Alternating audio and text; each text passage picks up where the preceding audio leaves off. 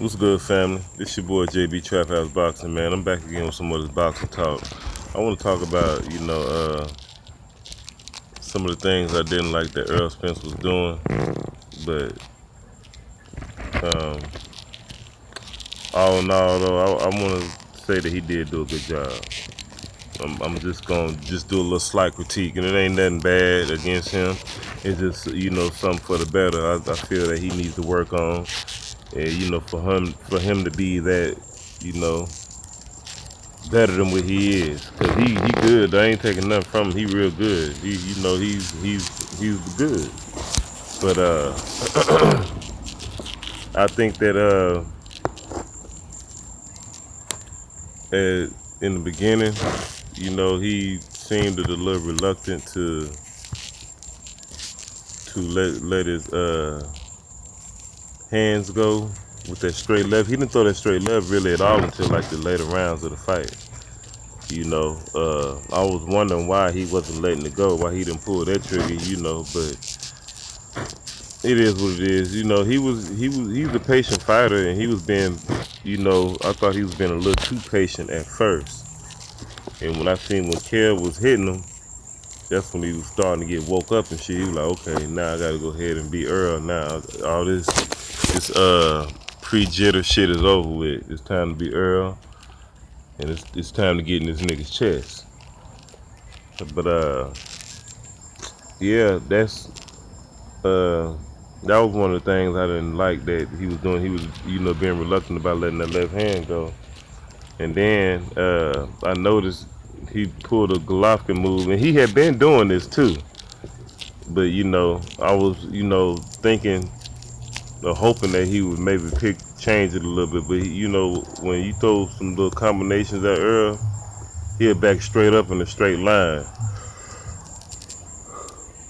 Instead of like pivoting it out, at an angle, he'll back straight up.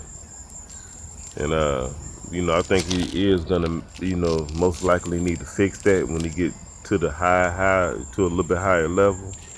But I mean, at this point, at the welterweight division, I don't think he really need to do it because ain't nobody that good at the welterweight division right now that can expose that. The only person that can expose something like that, and he ain't even at 147, he at 140, that's Terrence Crawford. So that's a whole nother story right there. That's the only person I think that'll give Errol Spence the most problems, or most likely that can outpoint him. But all in all, though, man, I thought he did pretty good. And people want to say his defense. Yeah, he got hit quite a little bit yesterday. But the thing is, this motherfucker looked like he wasn't even in a fight. Kel looked like he been through a goddamn a fucking back alley and got jumped or some shit. So and like I tell people all the time about Earl, he parries shots a lot. You don't see it, but when you throwing punches, he kind of like he parries it. He don't just sit there and hold his hands up by his face. He'll parry, he'll knock it down a little bit. So he won't feel that much impact off them punches, or he won't so you won't get no flush shit going on. That's what he does. But